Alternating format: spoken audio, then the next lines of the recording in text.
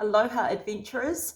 Welcome to this week's Viewsletter. So, this week let's talk about change and its inevitability.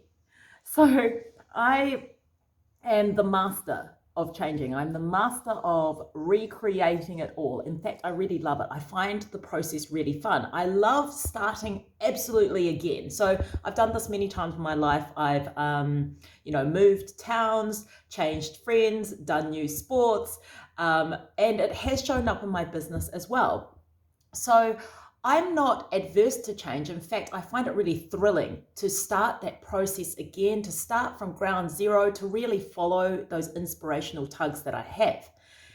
And what I've been noticing is that a lot of people are not like me. And maybe this is something that you struggle with as well, the ability to embrace change and to go with it, like totally go where your heart desires to go in your life and in your business, and to trust that you are able to recreate your life and actually often create it in a much better way than you could have imagined, and allow yourself to have that freedom to chop and change and move around and explore life, which is what we're here for, really. We're here to explore and see what else life has to offer for us. So it is inevitable. So your task really is to get as comfortable as you can with change. So the way that I do this is that I obviously have a innate playfulness around changing. I love it. Like, it excites me. And as I said, I know that most people don't find it exciting. In fact, a lot of people find change really scary. They're like, I don't want to do it. I don't want to change because it goes into the unknown.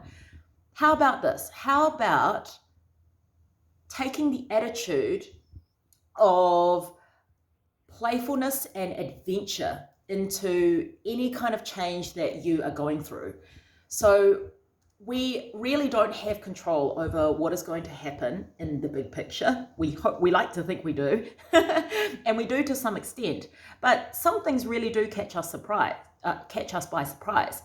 So we may as well go into any kind of change with this attitude of let's adventure. Let's see what is around the corner, and let's explore this new space. So that's a simple tool to really keep flexible and to embrace changes that are happening in your life or that you wish to invite into your life. And I actually say this to my clients. I'm like, you invite change into your life, because this is where you start growing. This is where you start expanding into your full potential.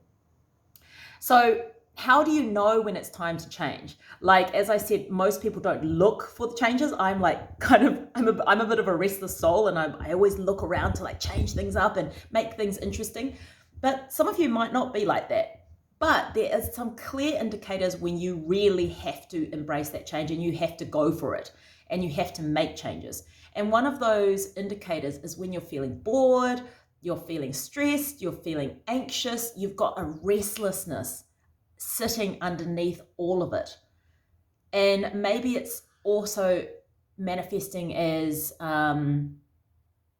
a dissatisfaction with what is going on, either with your life or your business, your relationships, whatever. This is a clear indicator that something has to change. And I invite you to dive deeper into that. What needs to change? What am I not happy with? It could be something that is going against your values, or perhaps something about the lifestyle that you have, or there's so many reasons why this could happen. But look deeper, really look deeper into why you are feeling this way and what has to change in order for you to satisfy that.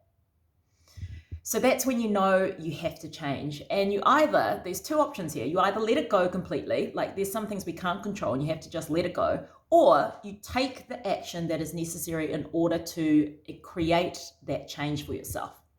Now, resistance is what makes this freaking harder, like this ability to change. Like if you are knowing that you need to change, if you're feeling anxious, worried, restless about your life, and you are resisting going there, like even looking at why you have to do this, or you know what you have to do and you're still resisting it, like you're not allowing yourself to change, you're freaking making this a lot harder for you to do. And the more that you don't do that, the more you push up against your own energy, which drains your creative energy. And it means that you are less connected to your intuition, which means that you are less likely to manifest those things that you really want, because it's all energy. And when we take away resistance, it's like allowing the free flow of energy, our free flow creative potential energy, to come through us. But if resistance is in place, I liken it to a pebble in the hose, right? The more that you put the pressure on, the more wedged it gets in there. So you really need to get the pebble out of the hose. You need to stop resisting what it is that you need to do, which will inevitably lead to some sort of change. And the longer that you stay in this resistance, the harder, the more dense that this becomes. So it's easier when you notice resistance, or when you notice this moment that you need to change, to frickin' embrace it and just do it as soon as possible.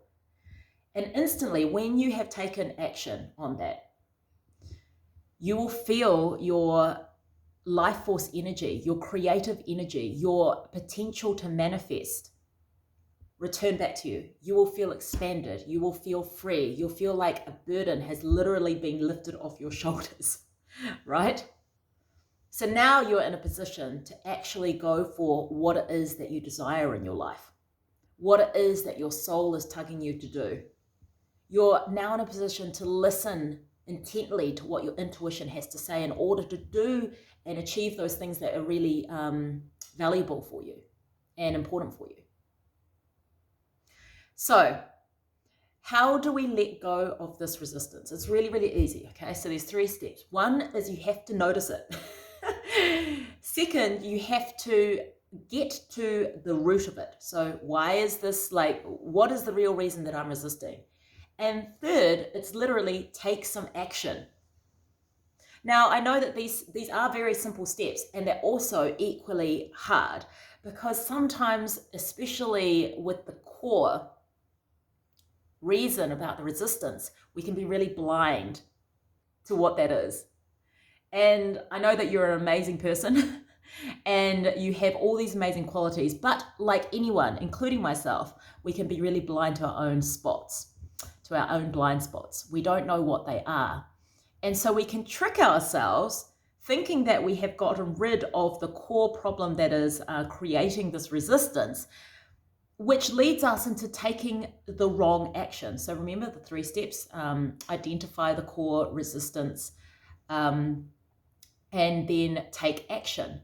But if you haven't really identified the core resistance, the action that comes afterwards is not going to be the most useful action that you could be taking, right? So those first 2 steps are actually really important in order for you to get the right action in the end. So if, like, I would totally encourage you to go and have a play with this yourself and see how you go. But if you really want to have that support to move through your resistances, i.e. have someone like myself, but it is going to be myself, to look at where you are really resisting in your life, like what is the core problem that you are really resisting and not wanting to look at, i.e. I'm going to be the person who shines the light on your blind spot. If you want some of that, and you also want to have the tools, like the right tools to move through this resistance in a really clear and precise way, which is going to let you take the right action afterwards that is in alignment to your intuition and your soul and your desires, then I invite you to come and join us on the Firing Resistance Bonfire. So this program is starting at the end of April. I'm going to pop the details into the description of this Viewsletter, and feel free to send me an email for more information as well if you need it. So for now, go ahead, embrace the change, let go of the resistance, move forward, be awesome, and I'll see you next time. Ciao for now.